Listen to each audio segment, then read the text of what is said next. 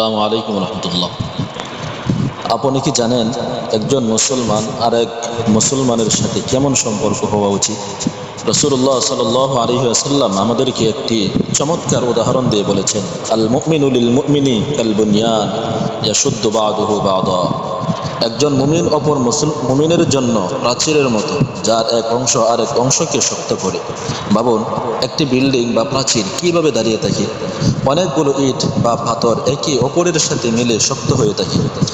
যদি একটি ইট দুর্বল হয়ে যায়, তাহলে পুরো প্রাচীরই দুর্বল হয়ে পড়বে। ঠিক তেমনি মুসলমান সমাজ একে অপরের সহযোগিতা, ভালোবাসা এবং সহানুভূতির উপর দাঁড়িয়ে আছে।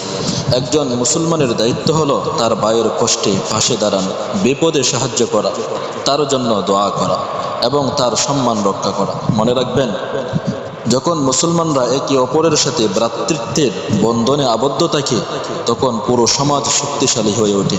আল্লাহ তাআলা আমাদের সকলকে সত্যিকারের মুসলিম ভ্রাতৃত্ব বজায় রাখার তৌফিক দান করুন।